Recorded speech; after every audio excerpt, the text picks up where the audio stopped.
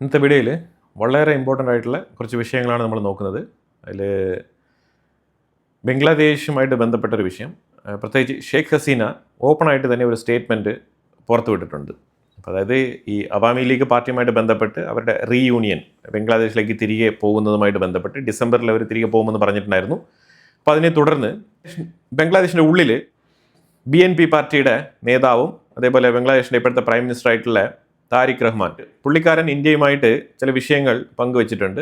അവരുടെ നയതന്ത്ര ചർച്ചയിൽ ഫോറിൻ മിനിസ്റ്റർ ഇന്ത്യ സന്ദർശിക്കുകയും അവരുടെ ഒരു വിയോജിപ്പ്, അതായത് ഇന്ത്യയുടെ മണ്ണ് ഉപയോഗിച്ചുകൊണ്ട് ബംഗ്ലാദേശിൻ്റെ ഉള്ളിൽ കൊലക്കുറ്റവാളിയായിട്ട് പ്രഖ്യാപിക്കപ്പെട്ടിരിക്കുന്ന കോടതി വിധി നിലനിൽക്കുന്ന ഒരു വ്യക്തി ഇന്ത്യക്കുള്ളിൽ നിന്നും പൊളിറ്റിക്കൽ പ്രചാരണം നൽകുന്നത് ഇന്ത്യയുടെ മണ്ണ് ഉപയോഗിച്ചുകൊണ്ട് ബംഗ്ലാദേശിൻ്റെ ഉള്ളിലേക്ക് ഒരു രാഷ്ട്രീയ പ്രവർത്തനം നടത്തുന്നതിന് അനുവദിക്കരുത് എന്നുള്ള രീതിയിലുള്ള റിക്വസ്റ്റുകളൊക്കെ ബംഗ്ലാദേശിൻ്റെ സൈഡിൽ നിന്ന് വരുന്നുണ്ട്. പക്ഷേ ഇന്ത്യ ഇൻഡയറക്റ്റ് ആയിട്ട് ഈ വിഷയം നടപ്പിലാക്കും, അതിൽ യാതൊരു മാറ്റമില്ല.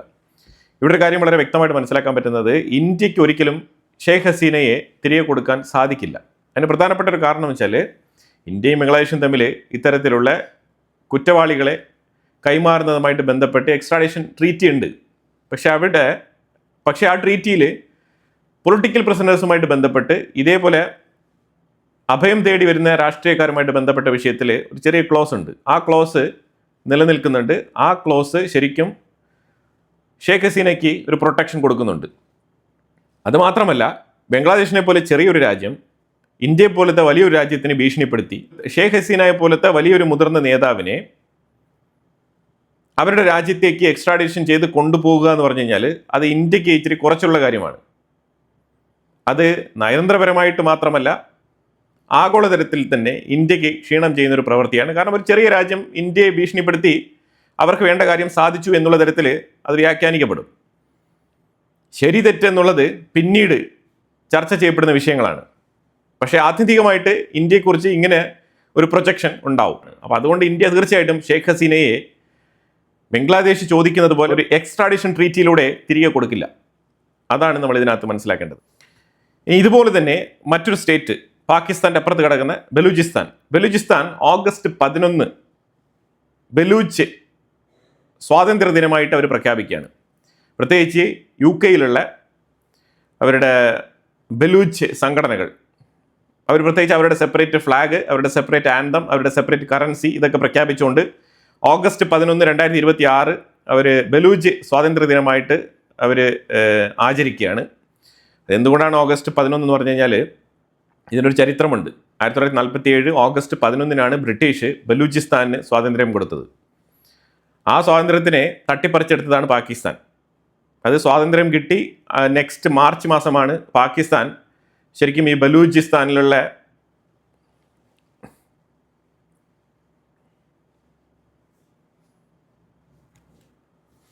ഖാനേറ്റ് ഓഫ് ഗലാത്ത് എന്ന് പറഞ്ഞതാണ് അന്നത്തെ ഈ ബലൂചിസ്ഥാൻ്റെ പേര്.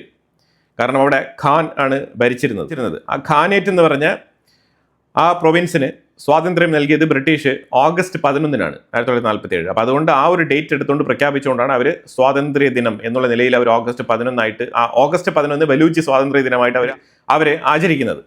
UK ഇതുമായിട്ട് ബന്ധപ്പെട്ട് വലിയ രീതിയിലുള്ള മുന്നൊരുക്കങ്ങൾ നടക്കുകയാണ്. ഈ ഓഗസ്റ്റ് 15 അവർ ഇത്തരത്തിലുള്ള ഒരു വലിയ പ്രഖ്യാപനം നടത്തും. ആ ദിവസം ശരിക്കും പാകിസ്ഥാൻ്റെ ഉള്ളിൽ വലിയ രീതിയിലുള്ള പ്രതിഷേധങ്ങളും പ്രകടനങ്ങളും പൊട്ടിത്തെറികളും ആക്രമണങ്ങളും നടക്കാൻ സാധ്യതയുള്ളൊരു ദിവസം കൂടിയാണ്.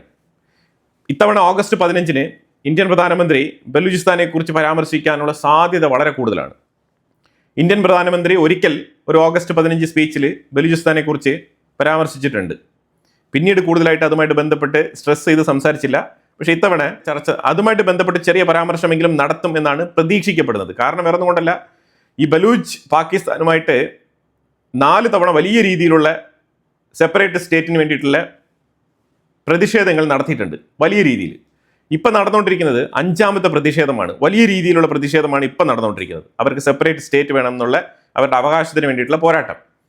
അപ്പോൾ ഈ 5ാമത്തെ തവണയും ഇന്ത്യ എല്ലായ്പ്പോഴും അവരുടെ സെപ്പറേറ്റ് സ്റ്റേറ്റ് എന്നുള്ള ആ ഒരു ആശയത്തെ പിന്തുണച്ചിട്ടുണ്ട്. പക്ഷെ നമുക്ക് പലപ്പോഴും ബലൂചിസ്ഥാന് വേണ്ട രീതിയിൽ ഇന്ത്യ ബംഗ്ലാദേശിനെ എത്രമാത്രം സപ്പോർട്ട് ചെയ്ത് കാര്യങ്ങൾ ചെയ്തിട്ടുണ്ടോ, ഒരു സെപ്പറേറ്റ് സ്റ്റേറ്റ് രൂപീകരിക്കാൻ വേണ്ടിയിട്ട് എത്രമാത്രം ഇന്ത്യ ബംഗ്ലാദേശിനെ സപ്പോർട്ട് ചെയ്തിട്ടുണ്ടോ അത്രമാത്രം ബലൂചിസ്ഥാനെ സപ്പോർട്ട് ചെയ്തിട്ടില്ല. പക്ഷേ ഇത്തവണ ഇന്ത്യ കൂടുതൽ സപ്പോർട്ട് ചെയ്യണമെന്ന് ആഗ്രഹിക്കുന്നുണ്ട്. സോ അതുകൊണ്ടാണ് ഒരു പക്ഷേ ഓഗസ്റ്റ് 15-ന് പ്രൈം മിനിസ്റ്ററിൻ്റെ സ്പീച്ചിൽ ബലൂചിസ്ഥാൻ്റെ പേരെടുത്ത് പറയാനുള്ള സാധ്യത വളരെ കൂടുതലാണ്. ഇപ്പോൾ ഈ മിരിയാർ ബലൂച്ച് എന്ന് പറഞ്ഞാൽ അവരുടെ ഇപ്പോഴത്തെ വളരെ ശക്തമായിട്ടുള്ള ഒരു ലീഡർഷിപ്പ്, മിരിയാർ ബലൂച്ച് പുള്ളിയുടെ നേതൃത്വത്തിലാണ് കാര്യങ്ങൾ ശക്തമായിട്ട് മുന്നോട്ട് നീങ്ങുന്നത്. ആഗോളതലത്തിൽ ഇത്തവണ ബലൂചിസ്ഥാനികൾ ശരിക്കും അവരുടെ സെപ്പറേറ്റ് സ്റ്റേറ്റിന് വേണ്ടിയിട്ടുള്ള ആ ഒരു പ്രഖ്യാപനം അവർ എക്സ്പാൻഡ് ചെയ്യുന്നുണ്ട്, ആ ഒരു മൂവ്മെൻറ്റ് അവർ എക്സ്പാൻഡ് ചെയ്യുന്നുണ്ട്. ആഗോളതലത്തിൽ ആ ഒരു ബലൂചിസ്ഥാൻ സെപ്പറേറ്റ് സ്റ്റേറ്റിൻ്റെ പ്രാധാന്യത്തെക്കുറിച്ച് അവർ ഏറ്റവും കൂടുതൽ ഇൻസിസ്റ്റ് ചെയ്ത് സംസാരിക്കുകയാണ്. ഇന്നലെ ലെബനൻ്റെ ഉള്ളിൽ അൽ മസൂരി എന്ന് പറഞ്ഞ ഒരു ഏരിയയിൽ ശരിക്കും IDF ഉദ്യോഗസ്ഥർ കടന്നു ചെന്ന സമയത്ത് അവിടെ ശരിക്കും ആ വില്ലേജിൽ ഒരു വീടിൻ്റെ സൈഡിൽ വലിയ രീതിയിലൊരു പൊട്ടിത്തെറി ഉണ്ടാവുകയും അതിൽ 2 IDF സോൾജേഴ്സ് കൊല്ലപ്പെടുകയും 3 പേർക്ക് പരിക്കേൽക്കുകയും ചെയ്തിട്ടുണ്ട്. അപ്പം ഇതിൽ ആ അൽമൻസൂരി എന്ന് പറഞ്ഞ ആ ഒരു ഗ്രാമം ശരിക്കും ഇസ്രായേൽ ഒരു എവാക്വേഷൻ നോട്ടീസ് കൊടുത്ത് 30 മിനിറ്റ്സിൻ്റെ ഉള്ളിൽ ഇവിടെ നിന്ന് ആൾക്കാർ ഒഴിഞ്ഞു പോകണമെന്ന് പറഞ്ഞുകൊണ്ട് ആ എൻറ്റയർ വില്ലേജ് അടിച്ച് തകർത്ത് തരിപ്പണമാക്കിയിരിക്കുകയാണ്. അത് മാത്രമല്ല ഗാസയ്ക്കുള്ളിലും അതേപോലെ ആക്രമണങ്ങൾ ശക്തിപ്പെടുത്തിയിരിക്കുകയാണ് ഇസ്രായേൽ. പല സ്ഥലങ്ങളിലും ഗാസയ്ക്കുള്ളിൽ ആക്രമണങ്ങൾ നടത്തിയിട്ടുണ്ട്. പുതിയ ടണലുകളൊക്കെ കണ്ടെത്തി അതിനെല്ലാം അടിച്ച് പൊട്ടിച്ച് കളഞ്ഞുകൊണ്ടിരിക്കുകയാണ്. പ്രത്യേകിച്ച് ഇസ്രായേൽ ഇത്തവണ വലിയ ദേഷ്യത്തിലാണ്. അതിന് പ്രധാനപ്പെട്ട കാരണം വേറെ ഒന്നുമില്ല. ഇപ്പം അമേരിക്ക കുറച്ച് ഫ്ലെക്സിബിലിറ്റി കാണിക്കുന്നുണ്ട്. ഗാസയുമായിട്ട് ബന്ധപ്പെട്ട വിഷയത്തിലായിക്കോട്ടെ, അതേപോലെ തന്നെ ഇറാനുമായിട്ട് ബന്ധപ്പെട്ട ഇറാഖിൻ്റെ വിഷയത്തിൽ ബാഗ്ദാദ് എയർലൈൻ വർഷങ്ങളായിട്ട് IRGCയുമായിട്ട് ബന്ധപ്പെട്ട് ശരിക്കും IRGCക്ക് ആയുധക്കടത്ത് ചെയ്തു കൊടുക്കുന്നുണ്ട് ഈ ബാഗ്ദാദ് എയർലൈൻ എന്നുള്ള പേരിൽ. ഇറാഖിൻ്റെ ആ ബാഗ്ദാദ് എയർലൈനെ സാങ്ഷൻ ചെയ്ത് വെച്ചിരുന്ന അമേരിക്ക ഒരു സുപ്രഭാതത്തിൽ നൈസിന് ആ സാങ്ഷൻ അങ്ങ് ലിഫ്റ്റ് ചെയ്തിരിക്കുകയാണ്. വലിയ രീതിയിലുള്ള പ്രഖ്യാപനങ്ങളോ അനൗൺസ്മെൻറ്റുകളോ വാർത്തകളോ ഒന്നും തന്നെ കൊടുത്തിട്ടില്ല. പക്ഷേ അമേരിക്കയുടെ ട്രഷറിയുടെ സാങ്ഷൻസ് ലിസ്റ്റ് വെബ്സൈറ്റിൽ നിന്നും ഈ ബാഗ്ദാദ് എയർലൈനിൻ്റെ പേര് എടുത്ത് മാറ്റിയിരിക്കുകയാണ്. എന്തായാലും വാർത്ത പുറത്തു വന്നിട്ടുണ്ട്. ഇതുമായിട്ട് ബന്ധപ്പെട്ട് എന്താണ് അമേരിക്ക ഇങ്ങനെ ബാഗ്ദാദ് എയർലൈനുമായിട്ട് ബന്ധപ്പെട്ട് ഈ സാങ്ഷൻസ് എടുത്ത് മാറ്റിയത് എന്തുകൊണ്ടാണെന്ന് പറഞ്ഞിട്ട് അന്വേഷിക്കുമ്പോൾ മനസ്സിലാക്കാൻ പറ്റുന്നത് ഒമാനും ഇറാനും തമ്മിൽ സ്ട്രേറ്റ് ഓഫ് ഹോർമൂസിൽ ഒരു ഡീൽ റെഡിയാകുന്നുണ്ട്. അപ്പോൾ ശരിക്കും ഇറാഖിൻ്റെ ഉള്ളിലേക്ക് ഒരു ഫേവർ ചെയ്ത് കൊടുക്കുന്നതിന് ഭാഗമായിട്ടും അതുപോലെ തന്നെ ഇവിടെ സ്ട്രേറ്റ് ഓഫ് ഹോർമൂസിൻ്റെ ട്രാൻസ്പോർട്ടേഷൻ സ്മൂത്ത് ആകാൻ വേണ്ടിയിട്ടുമാണ്. കാരണം സ്ട്രേറ്റ് ഓഫ് ഹോർമൂസിൻ്റെ ചാർട്ട് ഞാനവിടെ വെക്കുന്നുണ്ട്, നിങ്ങൾ നോക്കൂ. 12, 11 പിന്നെ 8 ഇന്നലെയൊക്കെ വളരെ കുറച്ച് 1-2 ഷിപ്പുകൾ മാത്രമാണ് അതിൽ ട്രാൻസിറ്റായി പോയിരിക്കുന്നത്. ഇത് ശരിക്കും ഒരു പ്രതിസന്ധി സൃഷ്ടിക്കുന്നുണ്ട്, ഇല്ലാന്നില്ല. അപ്പം അമേരിക്കയുടെയും കൂടി ആവശ്യമാണ് ഒമാനും ഇറാനും തമ്മിൽ ഒരു ഡീൽ സൈൻ ചെയ്ത് സ്ട്രേറ്റ് ഓഫ് ഹോർമൂസിൽ ഒരു തീരുമാനത്തിൽ എത്തിക്കുക എന്നുള്ളത്. സ്ട്രേറ്റ് ഓഫ് ഹോർമൂസിലൂടെയുള്ള കപ്പൽ ഗതാഗതം ഒന്ന് നോർമലൈസ് ചെയ്യുക എന്നുള്ളത്. ഇവിടെ മനസ്സിലാക്കേണ്ട വിഷയം എന്താണെന്ന് പറഞ്ഞാൽ ഇവിടെ ഇറാൻ പറഞ്ഞിരിക്കുന്നത് ഞങ്ങൾക്ക് അമേരിക്കയുമായിട്ട് യാതൊരുവിധ ബന്ധവുമില്ല, സ്ട്രേറ്റ് ഓഫ് ഹോർമൂസുമായിട്ട് ബന്ധപ്പെട്ട വിഷയം ഞങ്ങൾ ഒമാനുമായിട്ടാണ് ചർച്ച നടത്തുന്നത്, അതും IRGCയുടെ കണ്ടീഷന് വഴങ്ങി, അതും IRGCയുടെ കണ്ടീഷൻ ഒത്താണ് ഇവിടെ കാര്യങ്ങൾ മുന്നോട്ട് നീങ്ങുന്നത് എന്നാണ് ഇറാൻ പറഞ്ഞിരിക്കുന്നത്. എന്താണ് കണ്ടീഷൻ? അമേരിക്കയുടെ നിർദ്ദേശപ്രകാരം 60 ദിവസമാണ് സീസ് ഫയർ. ഈ 60 ദിവസത്തേക്ക് ഇറാൻ ഓൾറെഡി പറഞ്ഞിട്ടുണ്ട് അവരൊന്നും തന്നെ ചാർജ് ചെയ്യില്ല എന്നുള്ളത്. അതായത് ഒരു അഡീഷണൽ ഫീയോ അല്ലെങ്കിൽ എക്സ്ട്രാ ഡ്യൂട്ടിയോ ഒന്നും തന്നെ ചാർജ് ചെയ്യില്ല, കപ്പലുകൾക്ക് സ്മൂത്തായിട്ട് കടന്നു പോകാം. പക്ഷേ കഷം ഐലൻഡ് ത്രൂ അവിടെ കൃത്യമായിട്ട് IRGCയുടെ സെപ്പാ നേവിയുടെ പെർമിഷനോട് കൂടി വേണം, IRGCയുടെ സെപ്പാ നേവിയുടെ പെർമിഷൻ വാങ്ങിച്ചിട്ട് വേണം ഈ കപ്പലുകൾ കടന്നു പോകാൻ.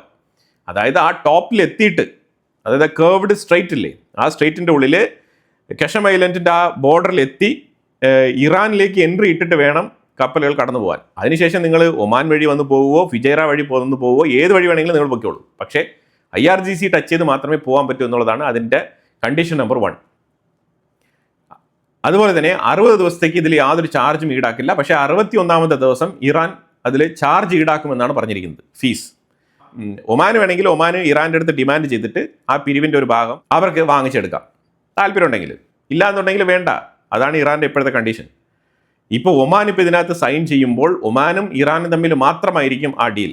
ഇത് അമേരിക്കയ്ക്കും കൂടി വളരെ അത്യാവശ്യമായിട്ടുള്ളൊരു വിഷയമായിട്ട് അവർ കാണുന്നുണ്ട് ഈ ഡീലിനെ. അതുകൊണ്ടാണ് അമേരിക്ക ആക്രമണം നടത്തുന്നതിൽ നിന്നും ഇച്ചിരി പിൻവലിഞ്ഞിരിക്കുന്നത്. അമേരിക്ക ഈ സ്ട്രേറ്റ് ഓഫ് ഹോർമൂസിലെ വിഷയം, ഈ തർക്കമൊന്ന് തീരുന്നെങ്കിൽ തീരട്ടെ എന്നാണ് വിചാരിച്ചിരിക്കുന്നത്. പക്ഷേ ഇത് അത്ര എളുപ്പത്തിൽ തീരില്ല. ഇപ്പം നിങ്ങൾ നോക്കൂ, ഇപ്പം ഇറാഖിൻ്റെ ബാഗ്ദാദ് എയർലൈനെതിരെയുള്ള സാങ്ഷൻസ് എടുത്ത് മാറ്റിയത് ശരിക്കും ഇറാഖിൻ്റെ പ്രൈം മിനിസ്റ്റർ അലി അൽ സാദെ അമേരിക്ക സന്ദർശിച്ചിരുന്ന സമയത്ത് ഇതുമായിട്ട് ബന്ധപ്പെട്ട വിഷയം അവിടെ റിക്വസ്റ്റ് ചെയ്തിട്ടുണ്ടായിരുന്നു. അതിനെ തുടർന്നാണ് ഈ സാങ്ഷൻസ്, ഈ ബാഗ്ദാദ് എയർലൈനുമായിട്ട് ബന്ധപ്പെട്ട സാങ്ഷൻസ് അമേരിക്ക ലിഫ്റ്റ് ചെയ്തിരിക്കുന്നത്. പക്ഷേ അത് ഇസ്രായേലിന് താല്പര്യമായി. ഇസ്രായേലിൻ്റെ പ്രൈം മിനിസ്റ്റർ ബെഞ്ചമിൻ നെതന്യാഹു അമേരിക്കയിലെ പ്രത്യേകിച്ച് ഡൊണാൾഡ് ട്രംപ് അഡ്മിനിസ്ട്രേഷനെതിരെ ശക്തമായ രീതിയിൽ ആഞ്ഞടിച്ചിട്ടുണ്ട്. ഇത് നമ്മൾ 2-3 ദിവസങ്ങൾക്ക് മുമ്പ് തന്നെ പ്രത്യേക തലക്കെട്ട് നൽകിക്കൊണ്ട് തന്നെ നമ്മൾ ഈ വാർത്ത പബ്ലിഷ് ചെയ്തിട്ടുണ്ടായിരുന്നു. അതായത് ബെഞ്ചമിൻ നെതന്യാഹു ട്രംപിന്റെ പദ്ധതികളെ അട്ടിമറിക്കുന്നു എന്നൊക്കെ പറഞ്ഞിട്ട് നമ്മൾ വാർത്ത ചെയ്തിട്ടുണ്ടായിരുന്നു. അത് ഇന്ന് വളരെ ഓപ്പൺ ആയിട്ട് തന്നെ പുറത്തു വന്നിട്ടുണ്ട്. അന്ന് ഈ വാർത്ത കോൺഫിഡൻഷ്യൽ ആയിരുന്നു. ഇൻസൈറ്റ്സ് മലയാളം അത് കൃത്യമായിട്ട് തന്നെ നിങ്ങളെ അറിയിച്ചിട്ടുണ്ടായിരുന്നു. ഇപ്പോൾ അത് വളരെ ഓപ്പൺ ആയിട്ട് തന്നെ ഡൊമൈനിൽ വന്നിട്ടുണ്ട്. ബെഞ്ചമിൻ നെതന്യാഹു ഇപ്പോൾ പറഞ്ഞിരിക്കുന്നത് അമേരിക്ക ഗാസയ്ക്കുള്ളിൽ നിന്നും ഇസ്രായേലിൻ്റെ IDF ട്രൂപ്പിനെ ഇവാക്യുവേറ്റ് ചെയ്യും, അവിടെ നിന്നും വിഡ്രോവൽ നടത്താൻ വേണ്ടിയിട്ടുള്ള പ്രഷർ അപ്ലൈ ചെയ്യുന്നുണ്ട്. പക്ഷേ അത് നടക്കില്ല. അമേരിക്കയുടെ പോളിസിയല്ല ഇസ്രായേലിൻ്റെ പോളിസി. ഇസ്രായേലിന് ശക്തമായ നിലപാടുണ്ട്. ഇസ്രായേൽ വളരെ ഉറച്ച തീരുമാനം എടുത്തിട്ടാണ് ഗാസയ്ക്കുള്ളിൽ നിൽക്കുന്നത്. അതുപോലെ ഹമാസ് ഡിസാർമെന്റ് ചെയ്യും എന്നുള്ളത് അമേരിക്കയുടെ ട്രംപ് അഡ്മിനിസ്ട്രേഷന്റെ പ്രതീക്ഷയാണ്. പക്ഷേ അത് ചെയ്യുമോ ഇല്ലയോ എന്നുള്ളത് വളരെ വ്യക്തമായിട്ട് ഞങ്ങൾക്കറിയാം. ഞങ്ങളുടെ നിലപാട് വളരെ വ്യക്തമാണ്. അതുകൊണ്ട് ഞങ്ങൾ പിന്മാറില്ല. അതുപോലെ തന്നെ ഗാസയ്ക്കുള്ളിൽ ഒരു പുതിയ സെക്യൂരിറ്റി ഫോഴ്സ് വരുന്നെങ്കിൽ വന്നോട്ടെ, ഞങ്ങളും അവിടെ ഉണ്ടാവും. ആ സെക്യൂരിറ്റി ഫോഴ്സ് ഉള്ളപ്പോൾ ഞങ്ങൾ അവിടെ ഉണ്ടാവും. എന്താണ് പ്രശ്നം? സോ അതുകൊണ്ട് ഞങ്ങൾ അമേരിക്കയ്ക്ക് ഒരു രീതിയിലുള്ള വാഗ്ദാനങ്ങളും കൊടുത്തിട്ടില്ല.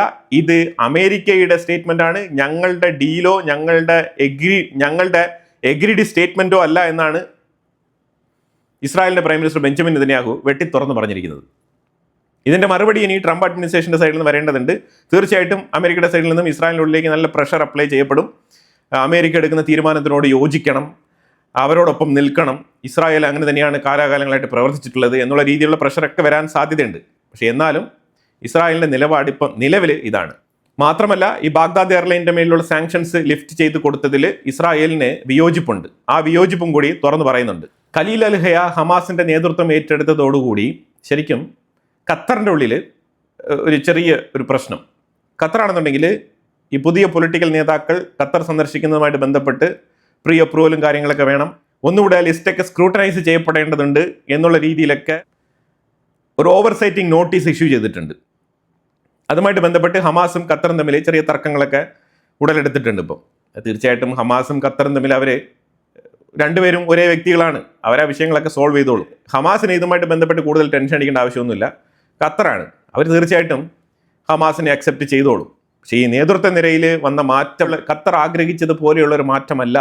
അതാണ് ഖത്തറിൻ്റെ പ്രശ്നം. റഷ്യ ഓവർനൈറ്റ് ഉക്രൈൻ്റെ മേളിൽ മാരകമായിട്ടുള്ള അറ്റാക്കാണ് നടത്തിയത്. 24 ബാലിസ്റ്റിക് മിസൈൽ, 4 സിർക്കോൺ മിസൈൽസ്, 115 ഡ്രോണുകൾ കീവ് നഗരം ടാർഗറ്റ് ചെയ്താണ് 115 ഡ്രോണുകൾ അയച്ചു വെച്ചത്. ഇതിൽ 15 പേര് കൊല്ലപ്പെട്ടിട്ടുണ്ട്, 40 പേർക്ക് ഗുരുതരമായ പരിക്കുകളുണ്ട്. ഉക്രൈൻ ഇതിൻ്റെ തലേന്ന് നടത്തിയ അറ്റാക്കിൻ്റെ വിവരങ്ങൾ ഞാൻ ഇതിനു മുമ്പുള്ള വീഡിയോയിൽ ഉൾപ്പെടുത്തിയിട്ടുണ്ട്. റഷ്യക്കുള്ളിൽ 3 പേര് കൊല്ലപ്പെട്ടിട്ടുണ്ടായിരുന്നു. അതിൻ്റെ റിറ്റാലിയേഷനാണ് റഷ്യ ഇന്നലെ രാത്രി ഉടനീളം നടത്തിയിരിക്കുന്നത്. കീവ് നഗരത്തിൽ 115 ഡ്രോൺ അത് ഇന്റർസെപ്റ്റ് ചെയ്തപ്പോൾ ഡെബ്രി വന്ന് പതിച്ചിട്ട് 14 പേര് കൊല്ലപ്പെട്ടിട്ടുണ്ട്. അതുപോലെ 27 പേർക്ക് ഗുരുതരമായ പരിക്ക് കീവ് നഗരത്തിൽ മാത്രം.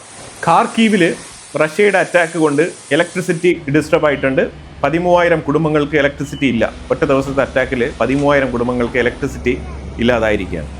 അപ്പോൾ അതിൻ്റെ കട്ട കലിപ്പ് ഉക്രൈൻ ഉണ്ടായിരുന്നു. ഉക്രൈൻ തിരിച്ചടിക്കാൻ തുടങ്ങി. ഉക്രൈൻ തിരിച്ചടിച്ചതിൽ ബാസ്നെഫ്റ്റ് ഓയിൽ റിഫൈനറിയുടെ മേളിൽ ഉക്രൈൻ്റെ ഡ്രോൺ ചെന്ന് പതിച്ചിട്ടുണ്ട്. ബാസ്നെഫ്റ്റ് ഓയിൽ റിഫൈനറി ഉഫ എന്ന് പറഞ്ഞ റീജിയനിലാണ് ഈ ബാസ്നെഫ്റ്റ് ഓയിൽ റിഫൈനറി സ്ഥിതി ചെയ്യുന്നത്. അവിടേക്കാണ് ഉക്രൈൻ അറ്റാക്ക് നടത്തിയത്. രണ്ടാമത്തെ കൺസിക്യൂട്ടീവ് നൈറ്റാണ് ഉക്രൈൻ ഇതേപോലത്തെ ടാർഗറ്റീവ് മിഷൻസ് നടപ്പിലാക്കിക്കൊണ്ടിരിക്കുന്നത്.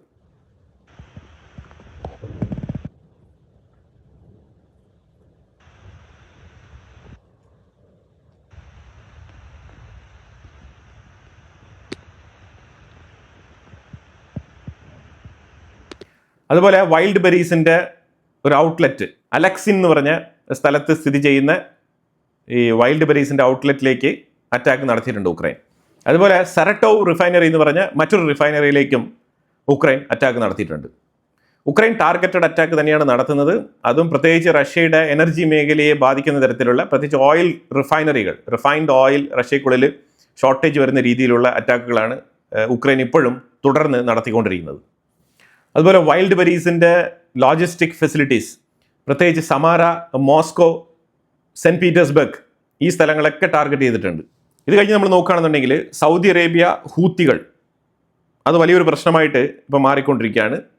ഇന്നലെ ഹൂത്തികളുടെ ഒരു ഡ്രോൺ അറ്റാക്ക് ശരിക്കും ജബൽ അലി പോർട്ടിൽ, ദുബായ് ജബൽ അലി പോർട്ടിൽ വന്ന് പതിച്ചിട്ടുണ്ട്. അതിൽ വലിയ രീതിയിലുള്ള ഒരു പൊട്ടിത്തെറി. ആദ്യമൊക്കെ ഇത് വലിയ ബ്ലാസ്റ്റാണ്, പൊട്ടിത്തെറിയാണ് എന്നുള്ള തരത്തിലാണ് വാർത്തകൾ വന്നുകൊണ്ടിരുന്നത്. പക്ഷേ UAE ഗവൺമെൻറ് ഇതുമായിട്ട് ബന്ധപ്പെട്ട് ഒഫീഷ്യൽ സ്റ്റേറ്റ്മെന്റ് പുറത്തിറക്കിയിട്ടില്ല. പൊട്ടിത്തെറി ഉണ്ടായി എന്നുള്ള തരത്തിലാണ് വാർത്തകൾ വന്നുകൊണ്ടിരുന്നത്. പക്ഷേ അറ്റ് ദ എൻഡ് നമുക്ക് മനസ്സിലാക്കാൻ പറ്റുന്നത് ഹൂത്തികളുടെ ബാലിസ്റ്റിക് മിസൈൽ ആക്രമണമാണ് UAE ജബലലി പോർട്ടിൽ വന്ന് പതിച്ചത് എന്നാണ് മനസ്സിലാക്കാൻ പറ്റുന്നത്. അതുപോലെ തന്നെ സൗദി അറേബ്യയ്ക്കുള്ളിലും ഹൂത്തികൾ അറ്റാക്ക് നടത്തിയിട്ടുണ്ട്. സൗദി അറേബ്യയുടെ ഒരു ഗതികേട്.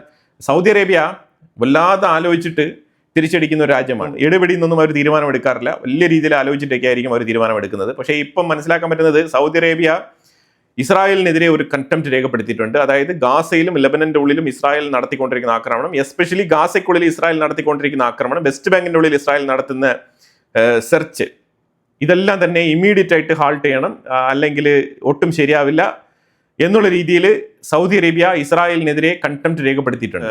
സൗദി അറേബ്യയെ ടാർഗറ്റ് ചെയ്ത് അറ്റാക്ക് നടത്തിയിട്ട് ഹൂത്തികൾ അവർ വലിയ പത്രസമ്മേളനം തന്നെ നടത്തി വിളിച്ചു പറഞ്ഞിട്ടുണ്ട്. ഇപ്പൊ സൗദി അറേബ്യയുടെ ഒരു അവസ്ഥയുണ്ടല്ലോ, 4 ദിവസങ്ങൾക്ക് മുമ്പാണ് മാരിടൈം ഡിഫൻസ് അലയൻസ് വിളിച്ചു ചേർത്തത്. അതിലേതാണ്ട് 14 മുതൽ 17 രാജ്യങ്ങൾ ഒപ്പുവെച്ചിട്ടുണ്ട്. പാകിസ്ഥാൻ ഉൾപ്പെടെ ഒപ്പുവെച്ചിരിക്കുകയാണ്.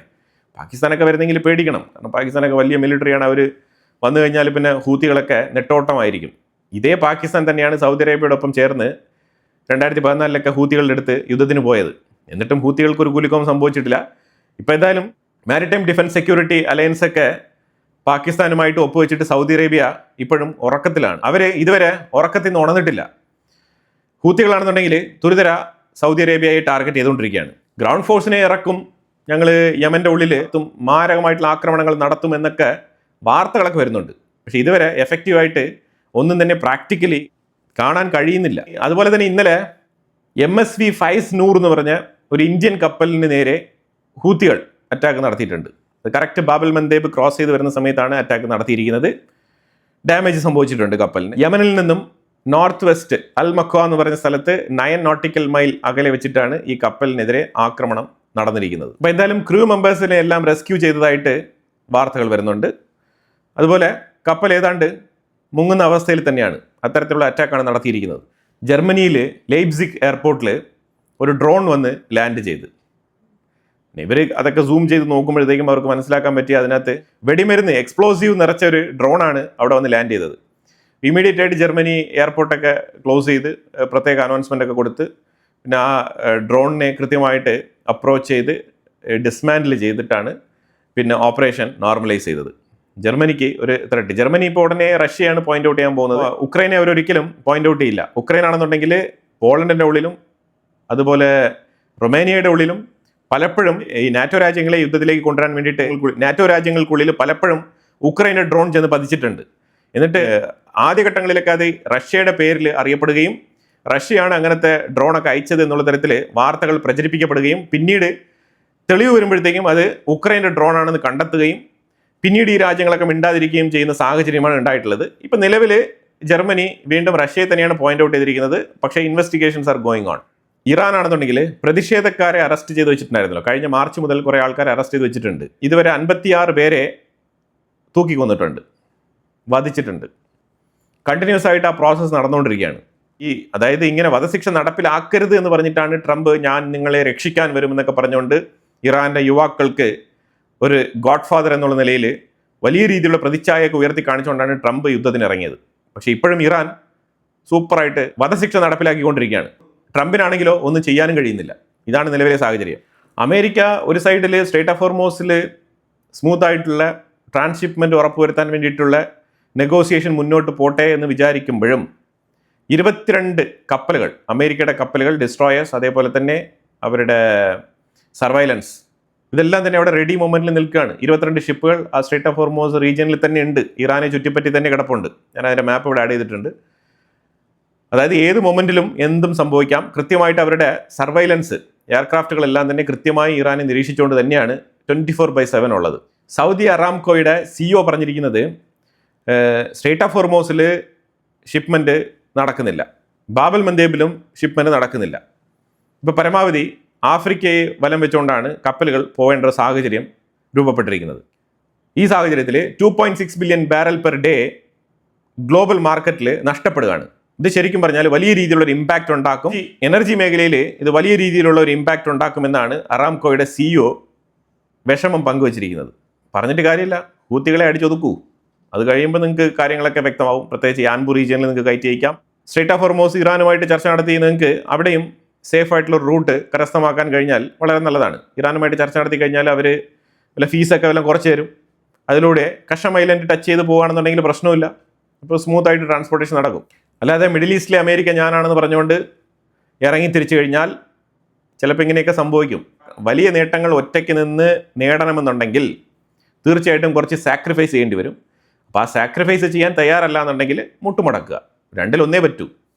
അപ്പോൾ എന്തായാലും സെൻകോമിൻ്റെ ലീഡർഷിപ്പ് ശരിക്കും സൗദി അറേബ്യയിലേക്ക് വരികയും സൗദി അറേബ്യയുമായിട്ട് വലിയ രീതിയിലുള്ള ചർച്ചകളാണ് നടത്തിക്കൊണ്ടിരിക്കുന്നത്. പ്രത്യേകിച്ച് ഹൂത്തികളെ എങ്ങനെ മെരുക്കാം, ഹൂത്തികൾക്ക് മേളിൽ അറ്റാക്ക് നടത്തി അവരെ ഒരു വഴിക്ക് ഒതുക്കി നിർത്താൻ വേണ്ടിയിട്ടുള്ള ചില നിർണായക ചർച്ചകൾ നടത്തിയതായിട്ടാണ് വാർത്തകൾ പുറത്തു വരുന്നത്. തുർക്കി ബേസ്ഡ് അൽഷാം ചാരിറ്റി ഏജൻസി വലിയ രീതിയിൽ പ്രവർത്തിക്കുന്ന ഏജൻസിയാണ്.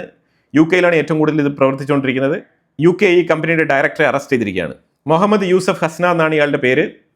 ഇയാൾ ശരിക്കും UK നിന്നും ഏറ്റവും കൂടുതൽ ഫണ്ട് കളക്ട് ചെയ്ത് ഹമാസിന് സഹായിച്ചതായിട്ടാണ് കണ്ടെത്തിയിരിക്കുന്നത്. ആ കണ്ടെത്തലിനെ തുടർന്ന് അമേരിക്കയിൽ ഇയാൾക്കെതിരെ കേസ് ഫയൽ ചെയ്തിട്ടുണ്ട്. ആ കേസ് ഫയൽ ചെയ്തതിൻ്റെ ഭാഗമായിട്ട് UK അമേരിക്ക എക്സ്ട്രാഡിഷൻ റിക്വസ്റ്റ് മൂവ് ചെയ്ത് അതിൻ്റെ ഭാഗമായിട്ടാണ് UK ഈ വ്യക്തിയെ അറസ്റ്റ് ചെയ്ത് അമേരിക്കയിലേക്ക് കൈമാറാൻ വേണ്ടിയിട്ടുള്ള തീരുമാനമെടുത്തിരിക്കുന്നത്. അപ്പോൾ എന്തായാലും ഹമാസിന് തീവ്രവാദ പ്രവർത്തനങ്ങൾക്ക് പണം നൽകിയ കേസാണ് ഇയാളുടെ മേളിൽ ചാർജ് ചെയ്തിരിക്കുന്നത്. അപ്പോൾ എന്തായാലും വളരെ നിർണായകമായിട്ടുള്ള വിഷയങ്ങളാണ് നമ്മൾ വീഡിയോയിൽ പങ്കുവച്ചത്. അപ്പോൾ തീർച്ചയായിട്ടും ഈ വിഷയങ്ങളുമായിട്ട് ബന്ധപ്പെട്ട നിങ്ങളുടെ അഭിപ്രായങ്ങൾ കമൻറ്റ് ബോക്സിൽ രേഖപ്പെടുത്തുക. കൂടുതൽ വാർത്തകളുമായിട്ട് അടുത്ത വീഡിയോയിൽ വരാം. Thank you so much.